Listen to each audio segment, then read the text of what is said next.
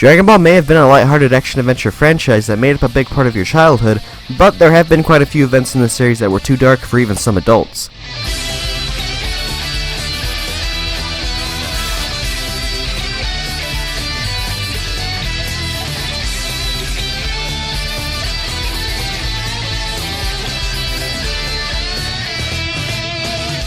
Whenever anyone tries telling you that Dragon Ball is a show for kids, show them some of these moments. How's it going, everyone? Innovative J-Dog here, and in order to celebrate Halloween with style, I wanted to take a few minutes sharing some of Dragon Ball's darkest moments with all of you. I've gathered 15 moments that are some of the darkest that the series has to offer, and we'll just go through the list one by one to get everyone into the Halloween spirit this year. Before we begin, however, let me just state that this is not a ranked list. All these moments are dark in their own way, and because of that, I didn't want to try and rank one over the other. So just sit back, grab some candy that you plan on giving out to trick-or-treaters, and enjoy this Dragon Ball discussion holiday special. Civilians being absorbed by Imperfect Cell. In order to start this list off proper, the first dark moment that I'll be talking about are the large amount of civilians who fell victim to Imperfect Cell at the end of the Android Saga and the beginning of the Cell Saga. Imperfect Cell no doubt gave many of us nightmares when we were kids thanks to his design and concept as a character. Designed as a gigantic insect who hatched from an oddly shaped egg and emerged from a cocoon he created once arriving in the past, Cell was depicted as a very mysterious and revolting character with very cruel ways of gaining power. Rather than being born with an absurdly high power level or training like any other character that we've seen in Dragon Ball thus far, Cell was created by Dr. Gero as an organism who absorbed the power and life force of others through his tail to become stronger. We were first introduced to Cell after his massacre in Ginger Town, where Piccolo attempted to solve the mystery of the disappearance of the town's residents, thinking that the androids were responsible, but he only finds abandoned clothes laying around in the streets of this ghost town with nobody in sight. Nobody could have predicted the monster that Cell would have turned out to be, and his introduction as a character set him up in a very terrifying way. After revealing himself to Piccolo, we see Cell holding onto the back of the last living resident of Ginger Town, who pleads to Piccolo for his life. Offering large wads of money to Piccolo in an attempt to be rescued, we see Cell tease this victim and let him crawl towards Piccolo thinking that he had been saved, but then we see Cell lift his tail and rapidly stab it into the man's back. Both Piccolo and the audience are left in shock as the man is frozen in fear before he begins screaming in pain as Cell begins absorbing the man's life force into his body. Cell's tail begins to pulsate as if parts of the man were being sucked through into his body like a straw, and the horror doesn't end there. The man's hand slowly loses grip on the money that he was holding, and his skin begins to sag around his bones as we catch glimpses of the man's horrific sunken-in face, his bones beginning to liquefy like his skin. Unable to do anything, Piccolo watches as the man's body slowly fades away with Cell standing above his clothes and the wad of cash he was once holding. Cell didn't just stop at absorbing all of Ginger Town's residents, and would go off to absorb plenty of more innocent people before absorbing Android 17 and reaching his semi-perfect form. We see an entire Battle Ball team be absorbed by Cell prior to him absorbing the entirety of Nikki Town too. Cell's horror movie monster antics are further shown through some filler episodes where he's shown attacking Chasuke Village, along with chasing a mother and her son in Basel Airport in Nikki Town. Luckily, Krillin is there to save the day and divert Cell's attention away from the two innocent civilians, saving them from sharing the same fate as the richest man in Ginger Town. Super Boo's Human Extinction Attack. Moving on to the next entry on this list, this dark moment also includes a major villain attacking innocent civilians, but rather than moving from town to town like Cell had previously done, Super Boo developed an easier and quicker tactic for causing human genocide. With Super Boo impatiently waiting on the lookout in order to face off against Gotenks, the strong warrior that was promised to face off against Boo in the first place, Piccolo tries to think of a plan that could stall Boo and give Goten and Trunks enough time to practice fusion. Piccolo suggests the idea of roaming around the planet and killing humans in order to pass time, until that strong warrior could arrive to fight him. Much to the shock of his friends, Piccolo leans on the idea of reviving all of Super Boo's victims with the Dragon Balls, which I personally think is a pretty interesting story element as it is strategically using the idea of meaningless deaths in the series. However, while Piccolo initially thought that this would keep Super Boo busy for a certain amount of time, we watch as Super Boo slowly begins walking around the edge of the lookout, peering over the side. Unsure of what the monster was doing, everyone watches cautiously as Super Boo strides up to Piccolo stating that it's time to kill. Piccolo begins to tremble as Super Boo towers over him, but is caught off guard when Boo lifts his arm up towards the sky. A pink aura engulfs Super Boo's body and he fires a beam into the air with everyone gasping as the beam is split off into millions of tinier beams that rapidly travel through the air down the sides of the lookout. These pink beams begin targeting each individual human like heat-seeking missiles on the entire planet, with the beams piercing through them as horrific shots of these people screaming flash up on screen. Boo sadistically laughs as Piccolo and the others watch in horror as Earth's population begins to diminish through Super Boo's genocide blast. Once the attack ends, Boo lowers his hand and demands for the strong warrior to reveal himself as Piccolo falls onto one knee, guilt-ridden at what he had told Boo to do. Promising to revive everyone after his plan to stop Boo horribly fails, Piccolo's guilt adds on to the horrific scenes of Earth's population becoming extinct within a few seconds due to Boo's impatience. This is a very deep scene that is quickly shoved under the rug once everyone is revived with the Dragon Balls, but the idea of letting Boo loose on a small fraction of Earth's population in order to keep him busy, only to have him take that idea and commit genocide within a few seconds, is very disturbing. Dodoria's Namekian Massacre. Let's back up in time a bit and return to the Namek Saga in Dragon Ball Z, when the story expanded into a new horizon beyond planet Earth. After the events of the Saiyan Saga, most of the Z fighters are left dead, with Goku horribly injured from his duel against Vegeta. With Piccolo dead, Earth's Dragon Balls vanished due to Kami dying alongside Piccolo, and all hopes of reviving those who were killed faded with the Dragon Balls. However, once Krillin, Bulma, and Gohan decided to travel to planet Namek in order to wish for their friends back and bring Earth's Dragon Balls back into existence, we're introduced to forces that no one could have ever anticipated. Upon arriving on Namek, Gohan and Krillin begin locating the Namekian Dragon Balls as Bulma sets up camp on this foreign planet. The location of one of these Dragon Balls leads the two Z fighters to a small Namekian village, where they are first introduced to Frieza, an evil space tyrant, and his soldiers. Deciding to stay hidden for the moment, Krillin and Gohan watch as the residents of the village try to convince Frieza that they don't have a Dragon Ball, and it turns out that Frieza and his soldiers have been attacking villages across the planet, along with killing their elders and using their scouters in order to get all the Dragon Balls. Upon threatening one of the village elders named Mori by telling him what he did to the previous village elders, it's revealed that this village does in fact have a Dragon Ball, and that Frieza plans on becoming immortal after obtaining all 7 of them. Mori stands his ground and defends the children of the village by destroying the scouters of Frieza and his soldiers, causing Frieza to threaten to kill them all and take the Dragon Ball by force. Frieza sends Dodoria into action, but Namekian warriors step in to confront Dodoria and protect Mori, but Dodoria effortlessly kills all of them. Mori ends up giving the village Dragon Ball to Frieza, but considering that he destroyed their scouters, the evil tyrant is not leaving without Mori telling them where the next village is, since they can't locate other Namekians without the scouters. After not complying, Dodoria begins to attack Mori, who tells the two Namekian children, Dende and Cargo, to flee as he prepares to fight Dodoria. What comes next is a horrific act that shows the level of cruelty that Frieza and his men will accomplish without remorse.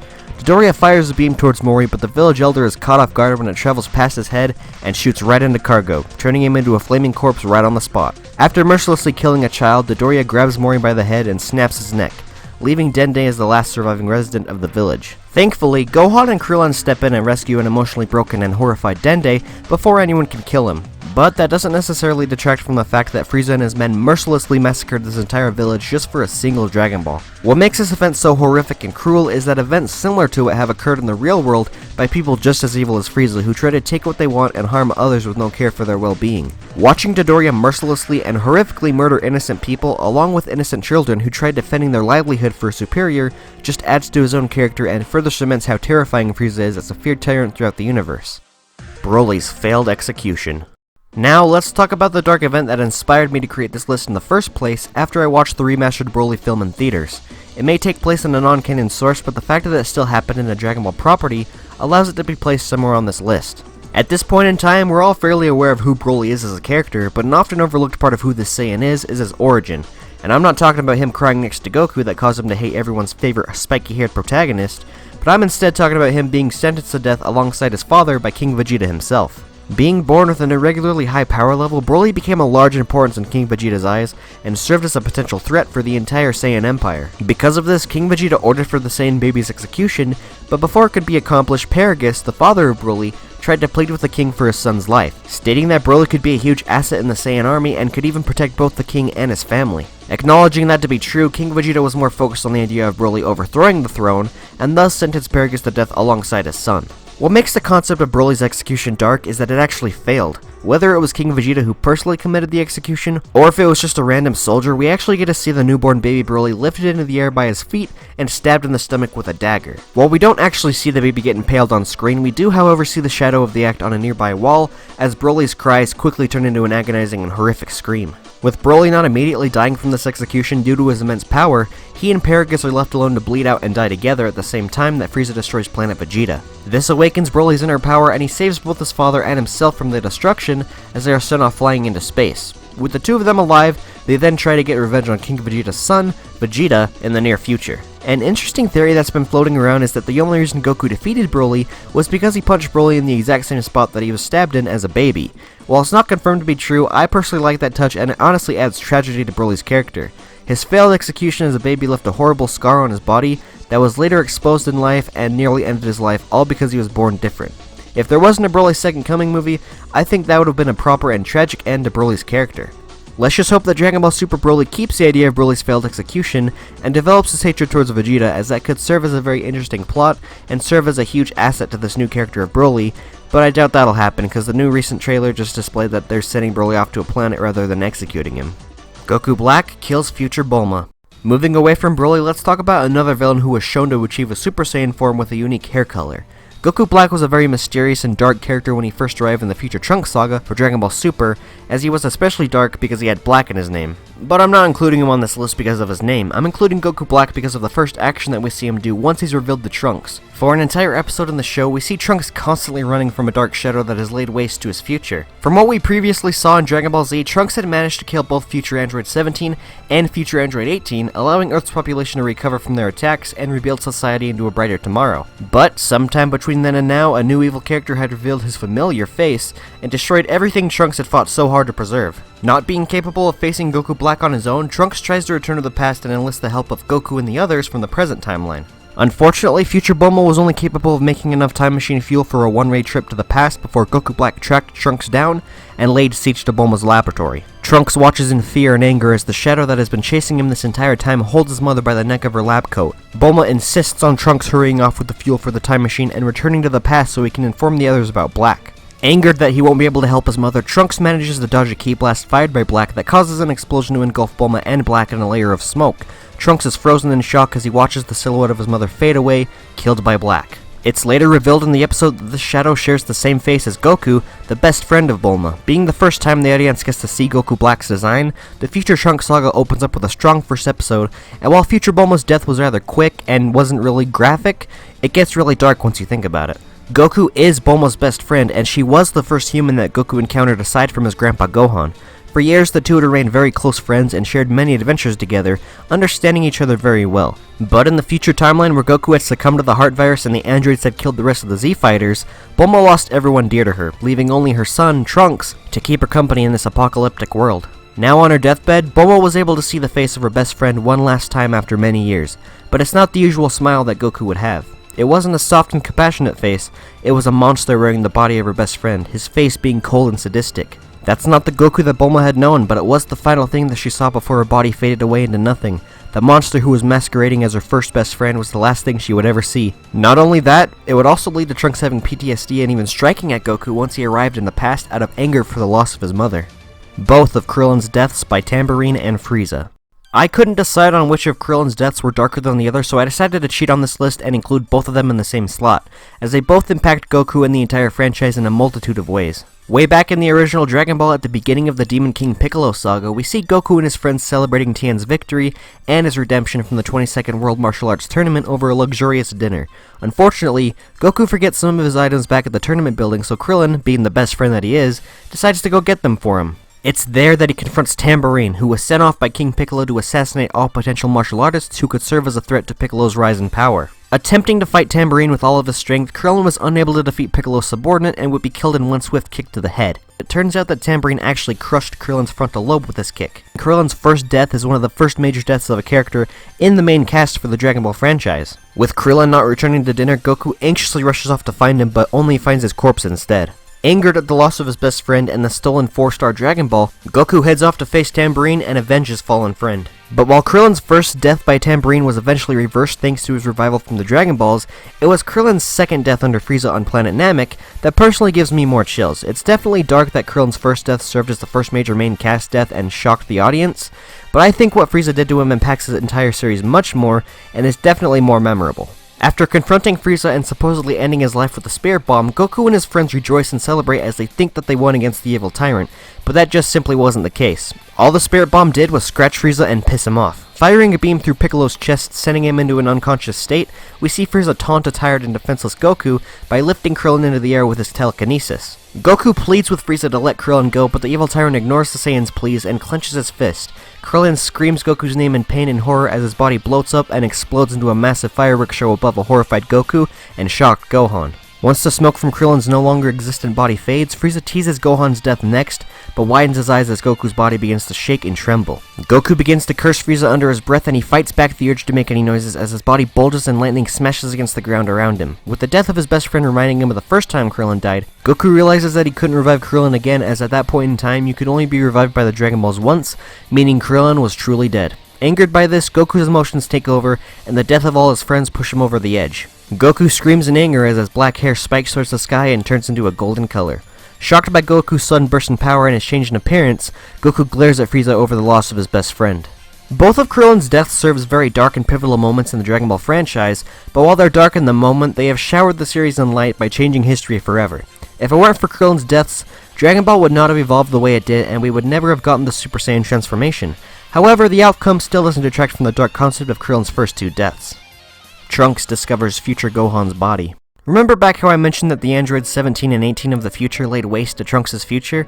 Something I didn't mention was the death of Trunks' mentor, future Gohan, who had given his life to save Trunks so he could fight another day. Perhaps one of the most recognizable and emotional moments in all of Dragon Ball, future Gohan's death was really shocking and served as the trigger for the Super Saiyan transformation of future Trunks. The androids of the future were definitely a force to be reckoned with, and they were definitely stronger than the androids of the present, but future Gohan was strong enough to put up a fight against the androids who had killed the other Z fighters, and served as a beacon of hope for Trunks, who wanted to become a warrior much like Gohan. Gohan knew he wouldn't be around forever and had to train Trunks to the best of his ability, just like how Piccolo trained him so he could become the next hero of the future. But when an unexpected attack from the androids sent Gohan and Trunks into action, Gohan was forced to sacrifice his arm for the safety of Trunks, and this in turn would lead to Gohan's death, as he wouldn't be able to take on both androids at the same time with only a single arm. Feeling responsible and angered by the loss of Gohan, Trunks would transform into a Super Saiyan and would eventually travel back in time to warn Goku about his heart virus that would take his life and the others about the android threat. What makes future Gohan's death so tragic and dark is that it could have been prevented, but he didn't necessarily feel as though he could fight forever. He knew that Trunks had the huge potential to become stronger than he was, and he had to sacrifice himself in order to send Trunks over the edge into reaching the Super Saiyan transformation. If it wasn't for future Gohan giving his life and knocking Trunks out to save his life from the androids, the entire android saga could have turned out in a much darker way, and Dragon Ball could have ended right there. On top of all that, future Gohan was mercilessly beat down with only a single arm and left to rot in a rain puddle with his eyes rolled towards the back of his head as rain continued pouring on his body. That's not a proper burial for someone with such high integrity, and it shows how merciless the androids are. Plus, it's incredibly saddening to see Trunks walking through the rain only to find his best friend in a puddle. The concept of someone giving their life in an event that could have been preventable is still very dark and very tragic, even if the outcome is something much brighter than it could have been, and this idea is very much relevant to my next entry on this list. Android 16's decapitation and death. Android 16's death was another tragic death for a beloved character, but while future Gohan's could have been preventable, I feel as though 16's was inevitable.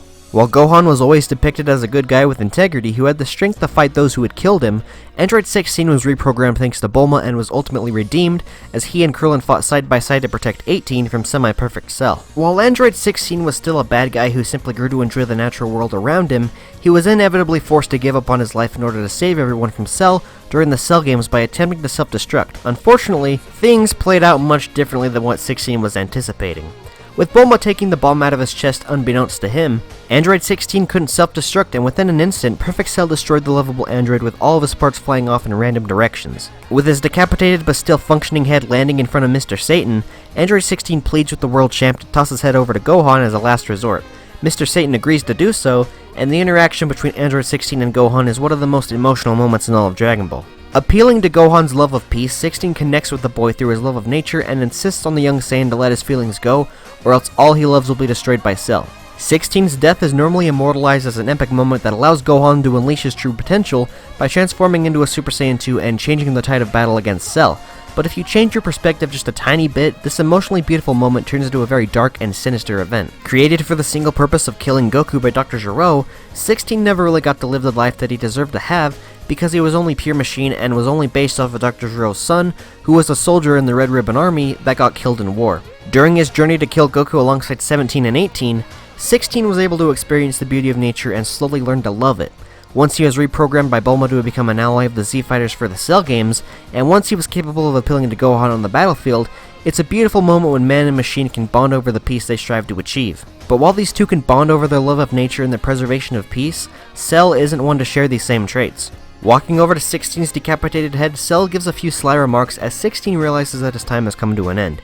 Giving Gohan an assuring smile, signifying that he has faith in the boy to protect the life that he loved, 16's head is squashed underneath Cell's feet, and Gohan widens his eyes in shock as blood sprays all over and 16's memory chip slowly blinks and stops, signifying that the android was officially gone. With the death of the peaceful android and the release of the Cell Juniors on the Z Fighters, Cell's merciless kill further cements him as one of Dragon Ball's most sadistic villains, and my personal favorite of all time. It's very tragic to see the death of someone who loved life despite not being capable of having one of his own, but Cell's actions that haunt the Z Fighters don't stop there. Cell returns after self-destructing. On top of absorbing innocent civilians for his own personal gain and stomping on Android 16's head without hesitation, Cell also returned from the dead after everyone thought he was down for the count. After achieving the Super Saiyan 2 transformation and mercilessly beating Cell to a pulp, Gohan's attitude drastically transitioned from peaceful into violent as he wanted Cell to suffer for all the actions that he had done thus far. Because of his unwillingness to kill Cell when he had the chance to, Gohan punched Cell just a tiny bit too hard, making him spit Android 18 out and revert back into a semi-perfect state. Stunned by this, Cell attempts to self-destruct and take the entire planet out with him. Gohan's hubris had gone too far, and now the entire planet was supposed to pay for his mistakes. Looking to his friends one last time, Goku says his goodbyes and instant transmissions over to Cell in an attempt to take him away from planet Earth and save Gohan along with his friends from harm. After giving a heartwarming farewell to Gohan, Goku states that he's very proud of how strong his son has become, and he teleports Cell away, sacrificing himself by taking Cell to King Kai's planet and blowing up alongside him. While Goku's sacrifice is one of Dragon Ball's most honorable, memorable, and emotional moments, what comes after is one of the franchise's most darkest and underrated. With Gohan crying after the loss of his father, the Z Fighters pick themselves up and begin to ease up, thinking that Cell had been dealt with for good. But, unbeknownst to everyone, Cell miraculously returns to planet Earth and in order to make his grand entrance, fires a beam straight through future Trunks' chest, killing him. Everyone is caught off guard by the death of Trunks and is stunned to hear that Cell managed to survive due to a single cell in his nucleus remaining intact from his self-destruction, allowing himself to reform back into his perfect self. But not only did Perfect Cell reform himself, he also was capable of absorbing Goku's powers due to the Saiyan dying in the same blast that killed Cell. The nightmare of Cell seemed to never end, and now both Goku and Trunks were dead. Finding the chance to avenge his father, Gohan confidently plans on killing Cell once and for all, but not before Vegeta attempts to kill Cell himself in order to avenge the death of his son, only for him to get smacked down by Cell. Saving Vegeta from a deadly blow that could have killed him, Gohan's arm falls limp as blood begins to pour out of it, making him weaker than he was before. With two Saiyans dead, one shamefully put down, and one of them brutally injured, all hope seems to be lost as Cell begins a Kamehameha clash with a one-handed Gohan, who is now weaker when compared to his even stronger opponent. Of course, everything turns out fine in the end, but if any moment in the franchise felt truly hopeless and nail-biting for how dark and grim it seemed, it would be the climax of the Cell Saga. The brutality of Turles. I was deciding on whether or not to include Omega Shenron's Dragon Thunder attack or Beto strangling Doskoi to death on live television in this list, but then the idea of Turles and his brutal fighting style crossed my mind, and I figured Turles doesn't get enough credit, so I added him on this list over those two other non-canon events. Saiyans are a warrior race depicted to be fearful fighters who give no mercy to their enemies throughout the series, and Turles is of course no exception. He is the true mirror image of Goku and is the perfect representation of what Goku would have turned out to be had he not hit his head as a baby. While other entries on this list consist of important deaths and pivotal moments in the franchise that forever changed the franchise, this entry is very different from what you've seen thus far, and it's perhaps one of the things about the series that personally makes me feel uneasy. Usually the combat in Dragon Ball is fast-paced, and most of the time it's very graceful with the occasional beam thrown around.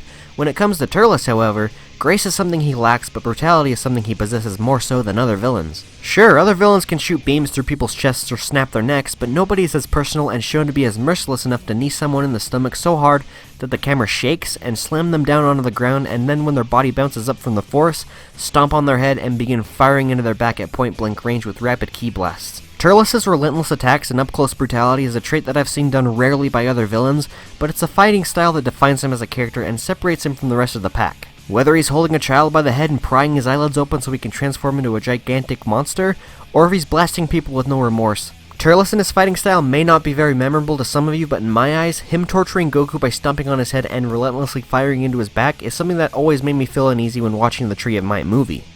The Z Fighters dying underneath Nappa's feet. While Turles may be one of the more brutal Saiyans to ever exist, he didn't kill anyone during his time on Earth. The Saiyan who managed to kill almost all the Z Fighters with quick succession, however, is none other than everyone's favorite bald Saiyan and Vegeta's right-hand man, Nappa. By now, we've seen most of the Z Fighters die several times over, and get revived rather quickly, but back during the time of the Saiyan saga, we hadn't been exposed to too many deaths at the time, and even for those who had died before, the idea that you could only be revived once was still a looming threat. Not only was Nappa responsible for the death of all the characters that were introduced to us, the ones established in the original Dragon Ball, and even redeemed to be better people, what makes the situation dark is how Nappa actually toyed with all of them because of how much stronger he was when compared to the Z Fighters, until eventually things began to escalate. With the help of the Cybermen, Yamcha was the first of the Z Fighters to be killed during the Saiyan invasion, and once Krillin killed all the Cybermen to avenge his friend's death, Nappa himself stepped into the battlefield. Chopping Tien's arm clean off, Nappa forced Chaozu to sacrifice himself in an attempt to defeat the Saiyan, but all Chaozu did was kill himself, as Nappa was unharmed in the self-destruction.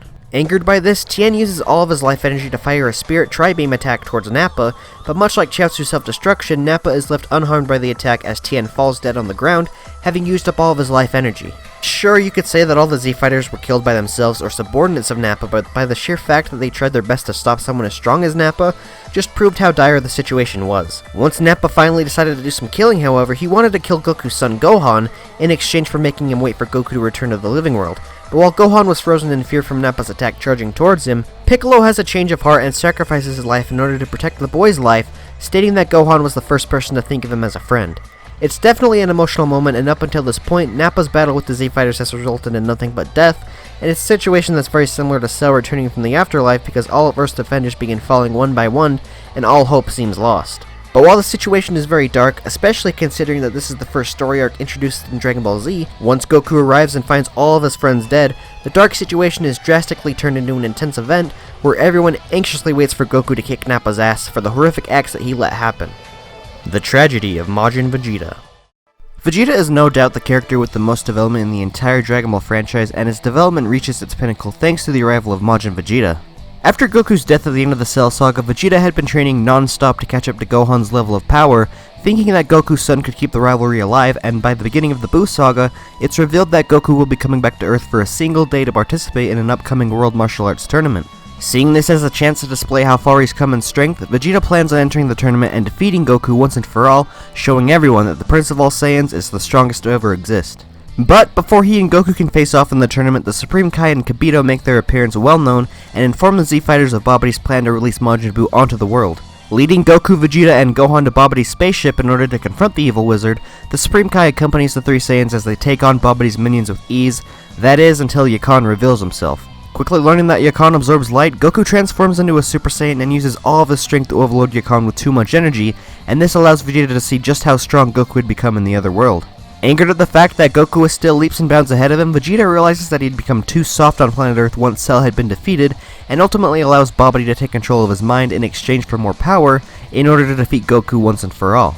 By letting Babidi take control of his mind, all of Vegeta's inner hatred and evil desires rise to the surface, and he becomes even more unstable than he was back during the Saiyan Saga, even going as far to blow up the World Martial Arts Tournament Stadium with innocent people in the stands just to piss Goku off enough to fight him. Getting his wish, Majin Vegeta gets the chance to fight Goku, but unbeknownst to him, Goku was hiding his true power and didn't transform into a Super Saiyan 3 in the fight to avoid shaming Vegeta on the spot. Realizing that their battle was releasing energy that could potentially release Majin Buu, Goku tries to reason with Vegeta but gets knocked unconscious by the evil Saiyan, who intends on defeating Buu himself. But little does Majin Vegeta know, Buu was too much for him to handle, and the only way to defeat him had become evidently clear. Vegeta realizes the sins he had committed and plans to right the wrongs of his past by blowing Buu to oblivion along with himself, and he even knows he'll go to hell, as Piccolo explained that Goku only managed to keep his body and travel to King Kai's because he spent his entire life devoting it to others. Vegeta accepts his fate and hugs his son Trunks for the first time, knocking him out alongside Goten so Piccolo and Krillin can take them to safety as Vegeta plans on destroying Buu, saving everyone after getting his wish of defeating Goku. Normally, Majin Vegeta's death is the best death in the entire series, and it's the pinnacle of Vegeta's character development, marking the final transition from villain into a hero. However, what makes the situation dark is how tragic the aftermath of his death is. Thinking it would be enough to defeat Buu, Vegeta gives his life, but Buu manages to reform himself, making the emotional death meaningless. All of Vegeta's sins were embodied with his Majin state, and his death serves as all of those sins being forgiven. Everyone saw Vegeta as a friend despite what he did, and Krillin even goes as far enough to scream his name when he explodes on the horizon. But while friendship and his relationships on Earth weren't important to him at the time, Vegeta decided that it was time to make his own decisions and thus ended his life in order to save everyone and atone for his actions. It's truly dark considering that the death meant nothing in the end, but it did change Vegeta's character for the better forever, and it is pretty dark that Goku hid his power from Vegeta in the first place, right? Goku Black describes Chi-Chi and Goten's deaths. Similar to the way that he killed future Bulma, this next Goku Black entry on this list revolves around the fact that he shares the same body as Goku. Towards the end of the Future Trunks saga, which I personally like to call it the Goku Black saga, Goku and Vegeta do their best to fight off Goku Black in his Super Saiyan Rose form and in immortal future Zamasu, but the tide of battle quickly shifts towards Black's favor. At this point in time, we're well aware that Goku Black is a version of Zamasu, who used the Super Dragon Balls to swap bodies with Goku and uses immense power to enact genocide on mortals throughout the universe, but now, it's time to hear how Zamasu managed to steal Goku's body and taint his image in the first place. Pinning Goku up against a wall, future Zamasu allows Black to stab him through the back with a keyblade that pierces Goku's heart so the two of them can inform Goku of their devilish deeds. After swapping bodies with Goku, Zamasu decided on erasing all personal ties to Goku in order to enact his acts of violence on mortals and thus killed the weaker variation of Goku that was left in his former body in front of Chi-Chi and Goten. After Goku was killed in Zamatsu's body, Chi-Chi and Goten did their best to run away from the men who murdered him, but couldn't escape Zamatsu, who mercilessly killed them while wearing Goku's body, thus allowing him to become Goku Black, a version of Zamatsu who used Goku's strength and image in order to enact his goals. It's a very short scene, and the graphics of Zamatsu murdering Goku's wife and son aren't shown on screen aside from their faces, but the way Goku reacts to the situation is very dark. Imagine being pinned up against the wall with a keyblade shoved straight through your heart, forcing you to remain still and listen as the monster who took your body and took your own life takes pleasure in telling you how he mercilessly murdered the people that you love. Having future Bulma get killed by someone wearing the body of her best friend is dark in its own way, but when that same killer takes pleasure in killing a man's wife and their son while wearing his body, that takes things a bit too far. After using his anger to break free from Black and Zamatsu's grasp, we see Goku use all of his strength to beat Black down, and for the first time in the entire series, we see Goku attempt to strike his opponent when he's left defenseless on the ground. There's no mercy in Goku's actions, and it truly shows how much Black's actions have angered him, pushing him to a level of sheer anger that he's never reached before. Personally, I think that this moment is really dark in the same sense of Bulma's death, as Zamatsu used Goku's body to perform his own selfish acts, using his face to kill those very close to him. It's a very dark situation that was executed greatly within the show, and is one of the better moments that came out of Dragon Ball Super. Bardock finds his crew dead, plus Planet Vegeta's destruction. I was going to include both of these entries as separate moments, but considering that they take place around the same time and tie into one another, I decided to just combine the two of them similar to what I did with Krillin's deaths. Bardock, the father of Goku, is one of the bravest and toughest Saiyans to ever exist, and while he may be a low-class warrior along with the rest of his group, Bardock really didn't mind his place in society. His life was great, and he was even the leader of his own little brigade consisting of his best friends, Tora, who was also named Toma, Fasha, Borgos, and Shugesh, who went from planet to planet pillaging them and selling them off to Frieza's army, just like any other Saiyan was employed to do. On top of enacting terrible acts that he enjoyed doing with his brigade, Bardock had a lovely wife named Jine and would go on to have two sons, Raditz and Kakarot, who weren't the strongest Saiyans but were his own flesh and blood nonetheless. Despite having a life he didn't mind all that much, Bardock was definitely not a hero and wasn't a saint, as he was practically a space pirate who murdered innocent people in cold blood for their planets to be sold off. All of this changed, however, when Bardock and his crew decimated the civilization of planet Kanasa. Missing one of the warriors, Bardock was caught off guard and gifted the ability to see into the future by this warrior before he was killed, and the events of Bardock, the father of Goku, would then begin. Because of this newfound ability to see into the future, Bardock became more paranoid and uneasy of Frieza's intentions, knowing that he would wind up destroying Planet Vegeta and betraying the Saiyans that he ruled over. Unfortunately, while he could see into the future, Bardock was left out of commission from the attack, forcing his crew to head off to planet Meat on a mission without him. It's on this planet that Jidoria's elite group mercilessly killed Bardock's friends and teammates while on their assignment. It was the beginning of Frieza's plan to betray the Saiyans, and Bardock later learns of the group's mission on planet Meat, only to rush off to find them, but only finds them all dead, except for Tora, who dies in Bardock's arms. While you may be thinking, how is this dark? They were cold-hearted Saiyans who killed for sport and for Frieza's army. They deserved what was coming to them. And while that may be true, it's dark in the sense that it could have been preventable, much like future Gohan's death. At this point in time, if the group hadn't been sent off to Planet Meat without Bardock, they no doubt would have been a stronger unit to kill, and if Bardock recovered from his Kanasan assault quicker, he would have known the outcome, possibly preventing the group from heading to Planet Meat in the first place. At this point in time, Bardock isn't necessarily becoming a good person, but him finding all of his friends dead without him is very dark in its own right. What makes it more dark is how he promises to avenge them all by stopping Frieza, and well, we all know how that turns out. While it was a heroic act to try to stop Frieza from causing the Saiyan genocide, Bardock was nowhere near close to Frieza's power level and had no chance of stopping him, making all of his actions and hardships displayed thus far absolutely meaningless. It's very tragic that Bardock and his crew suffered the fate of the Saiyan genocide after serving Frieza for so many years, and whether or not he could have prevented their deaths on Planet Meat or not, all of their fates would have been sealed with the unavoidable destruction of Planet Vegeta. The death of Vegeta on Planet Namek. This, in my opinion, is Dragon Ball's darkest moment, and it's only fitting that I end this list off with this final entry. Prior to the Frieza saga, we had only known Vegeta as a cold-hearted Saiyan who had no care for others, and he was the one responsible for unleashing Nappa and the Cybermen upon the Z-Fighters, killing his own partner, and he was the one who brutally beat Goku into a pulp, nearly killing him for a second time. But when Krillin, Gohan, and Bulma arrive on planet Namek in hopes of reviving their fallen friends, Vegeta had his own agenda and arrives on Namek as well, planning on using the Dragon Balls behind Frieza's back to wish for his own immortality. As time goes on throughout the arc, we see Vegeta brutally kill Namekian villages as he steals Dragon Balls underneath Frieza's nose.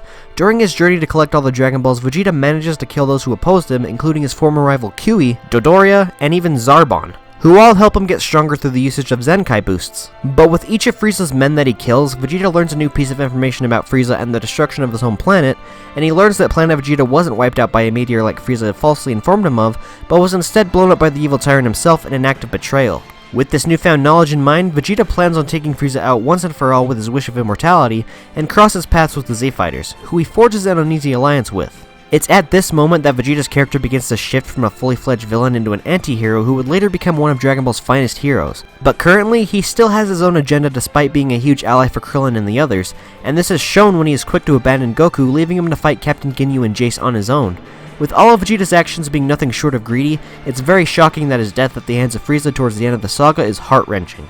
With Goku left wounded from his battle with Captain Ginyu, Vegeta takes the opportunity to use all the collected Dragon Balls and wish for immortality, but is cut off by Frieza, who finally steps onto the battlefield once and for all after all of his soldiers have been killed. Facing off against the tyrant who ruled over him, Vegeta engages in his toughest battle yet by scoring off against Frieza with the help of Krillin, Gohan, Dende, and a recently revived Piccolo as Frieza reveals form after form. Eventually, Frieza's final form is leagues ahead of Vegeta, and all the Saiyan Prince can do is survive the merciless beatdown that Frieza gives him. Watching Vegeta get beat down as hard as he did was very tough to watch, and Frieza's combat style is very brutal and remorseless. Thankfully, Goku heals from his wounds and arrives on the battlefield to join the fight and save everyone, but not before Frieza shoots a death beam straight through Vegeta's heart. Coughing up blood and speaking through gasps for air, Vegeta pleads with Goku, and this is the first time that we see the first shred of emotion in Vegeta's character. Informing Goku about how Frieza was responsible for the death of the Saiyans and taking him away from his father, forcing him into slavery and ultimately blowing up the planet he loved so dearly, turning him into the cold-hearted warrior that he is today, Vegeta explains that Frieza is responsible for the death of his father, Goku's father, for everyone, and that the two of them are the only two Saiyans left because of him. With tears streaming down his face, Goku is stunned as Vegeta lifts his arm and pleads for him to defeat Frieza, so nobody has to suffer the same fate that Frieza bestowed upon him. Vegeta's arm falls lifeless to the ground and the wind begins to blow as Goku stares down at his former enemy. The battlefield is silent as the once emotionless warrior shed tears for the first time, his life mercilessly stripped from him punch by punch by the monster who stole everything from him. Burying Vegeta in the ground, Goku promises to defeat Frieza for Vegeta and avenge the entire Saiyan race that he declined being part of. Vegeta's first death is nothing short of amazing and is no doubt one of the most emotional deaths in all of Dragon Ball, and in my eyes, his beatdown at the hands of Frieza and his plea to Goku, a low-class warrior he considered beneath him, really sets up how dire the situation is and how evil Frieza is as a character. If I had to consider any of the entries up on this list as the darkest moment in Dragon Ball from the content seen on screen, the lore displayed behind the actions, the consequences of the event, the hopelessness in the characters, and the emotion displayed on the surface, Vegeta's tragic death on Namek is without a doubt the darkest moment in the Dragon Ball franchise.